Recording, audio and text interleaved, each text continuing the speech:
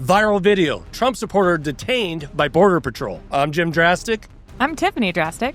I'm Nick Knutson. And today on The Dangerous Ones, a viral NBC7 video is making waves, showing San Diego area Trump supporter George Doilez and his wife Esmeralda detained by Border Patrol in what they describe as blatant racial profiling, and why the experience has them rethinking their vote for Trump. Plus, another U.S. citizen, Andrea Velez, is speaking out after a video of her being unlawfully arrested by ICE agents in Los Angeles went viral again. We'll dig into the growing crisis of American citizens being detained, arrested, and even deported, and explore why some Trump supporters are now having second thoughts. My goodness, man, they're snatching up American citizens. Yeah, this is a really big story that, guys, if you're not paying attention to this, you got to wake up. That's because right. American citizens are getting picked up off the street and thrown, as we'll hear from Andrea's story, thrown in a detention center without water. That's right. For a long time. It's absolutely racial profiling. They only stopped them because they're brown. Right. Yeah. I don't know how else to explain it. Yeah, right. Yeah. So let's get right to the video, show you what we're talking about. This is a report from NBC7 out of San Diego. Watch this. Stay till the end. It's incredible. A Border Patrol stop captured on video near Jacumba is raising some questions. Border Patrol has not yet responded, but the couple detained says they think there was no reason to stop them at all. NBC7's Shelby Bremer has the story.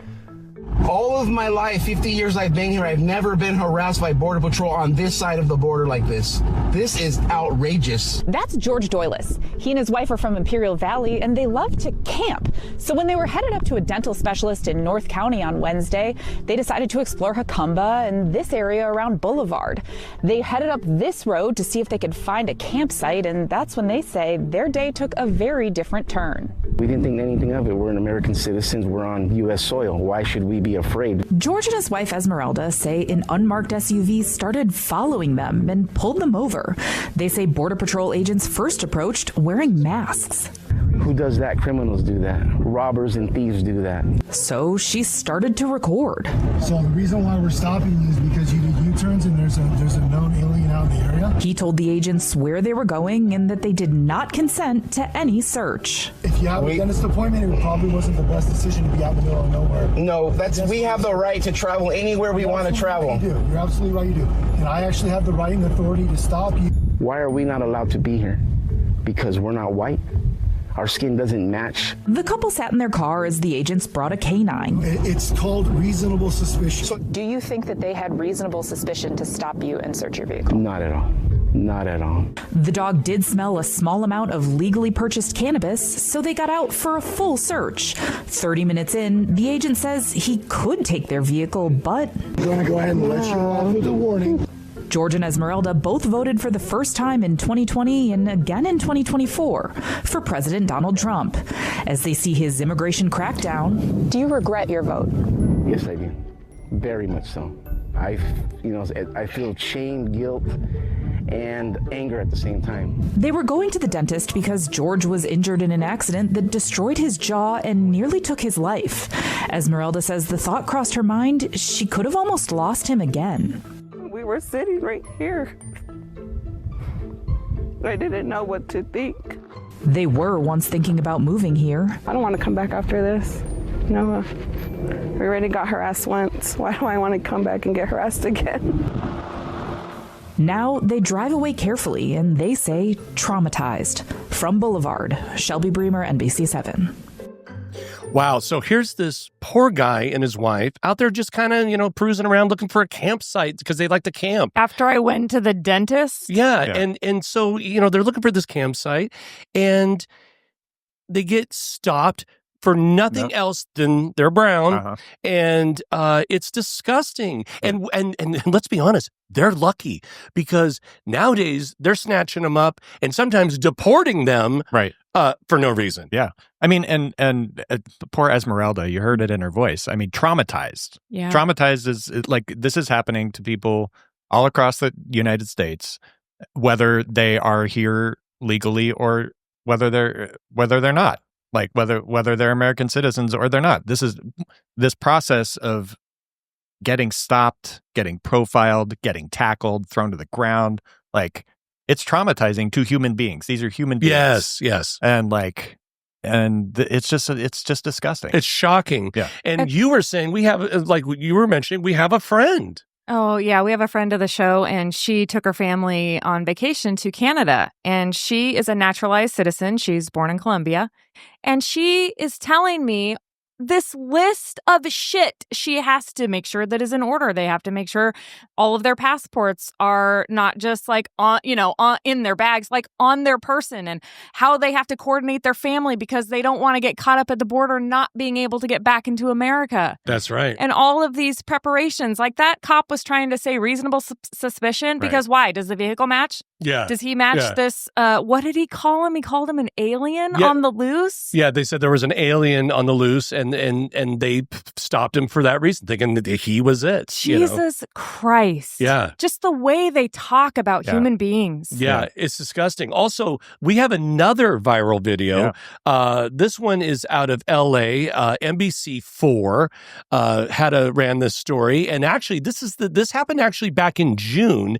This is the second time this video has gone viral. Why? Because Andrea Velez is speaking out. She's a U.S. citizen. And listen to this story that happened to her. Oh, my God. No one should be going through this.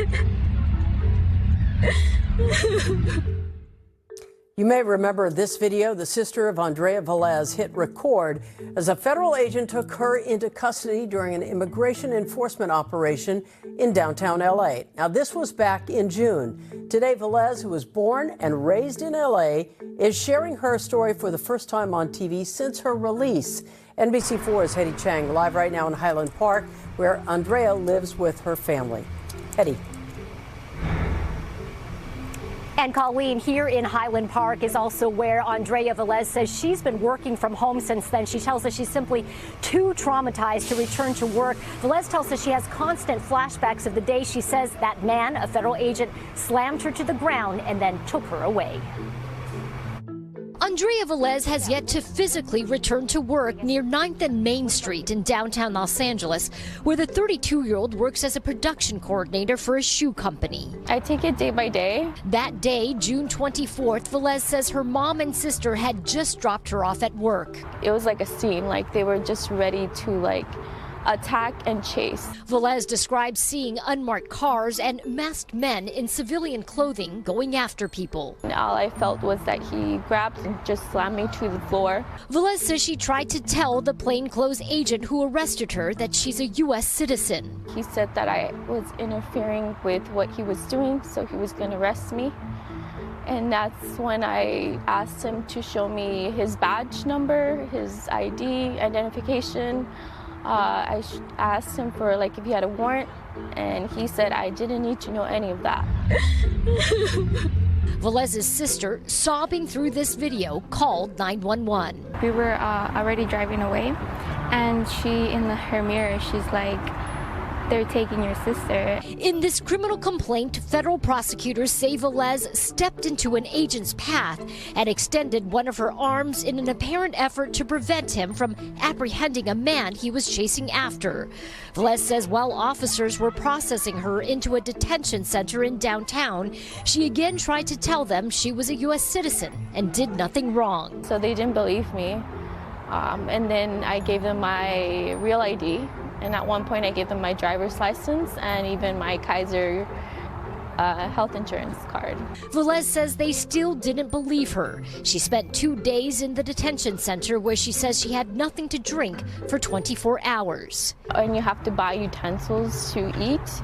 This lady, she was going to get out that day, and she was very kind enough to give me her cup and her sport. Velez was released from custody 2 days after her arrest, and a month ago the Department of Justice dismissed her case without prejudice, which means her case is closed temporarily. I don't have any criminal history. I've always tried to do the right thing. I've never hurt anybody in my life. We reached out to the DOJ for our story today. A spokesperson said they had no comment. I think it's insane that this is all happening. I've never imagined that this would ever be occurring here in America. Velez's attorneys say they are now exploring all legal options against the federal government. We're live in Highland Park. Hetty Chang, NBC4 News.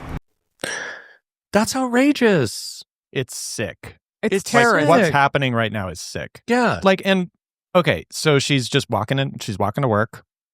She sees plainclothes people wearing masks and armed, chasing people.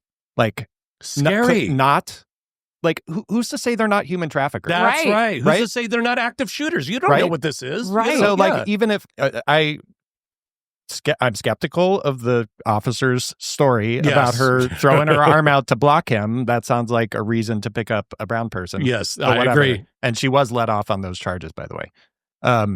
But even if she did stick out her arm to stop him, like, go, like, awesome. Like, I hope in that situation I will do the same thing, because it's probably gonna come up for all of us in the next few years, right? Yeah, that's a like, natural human reaction to protect another human. If you are not clearly identifying yourself as a law enforcement officer and you're running after people with your gun, like, you should get stopped. Yeah. You know, it reminds me. I'm reasonably suspicious of you. Right. It reminds me of this video I saw of a cop's body cam, and he was pointing one of these AR-15s at a person. He's like, get down on the ground, get down on the ground. Now the man down the hallway, he was in a hallway at a hotel, put his hands up because he's got a gun. He doesn't know what's going on. He puts his hands up. And he's telling him, get on the ground. Now the man is yelling this at the guy. Yeah. So he's got his hands up, but next thing you know, the guy shoots him. Oh my Shot, killed him right there. And and so your point is, like, when you watch this video, she's being picked 4 feet off the ground. She's just a little gal. She's getting picked 4 feet off the ground. It's a scary situation. You don't know how to react. I doubt she did anything on purpose to impede an investigation. Right.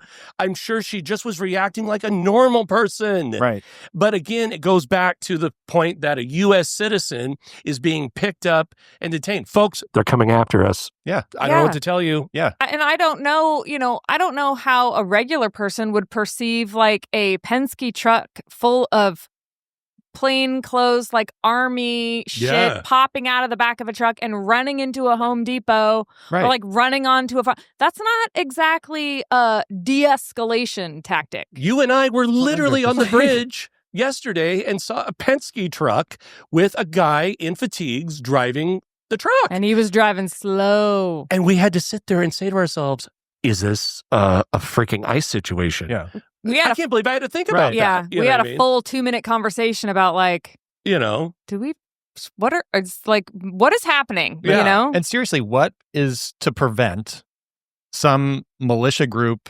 We're in Oregon here. Some militia group in Eastern Oregon decide, hey, I want to vigilante justice these immigrants too. Yeah. And they rent a Penske truck and they put on their fatigues and their masks and they go and they start rounding up brown people. Right. You betcha. And, like, how would you know the difference? That's the problem, is, like, there's no due process. They're not showing their badges. They're not showing their faces. Like, yeah. And I would also say that a lot, I'm sorry, but a lot of police officers and a lot of these agencies, they've lost something that they, in some ways, and I'm sure this isn't true for all races, but in some ways back, they used to, like, be a little bit more like, no, I need to see this, and no, and guess, and here's my bad. Like, they've lost all that. It's all go fuck yourself, and I'll hurt you if you don't comply. I mean, they enter the situation at an 11.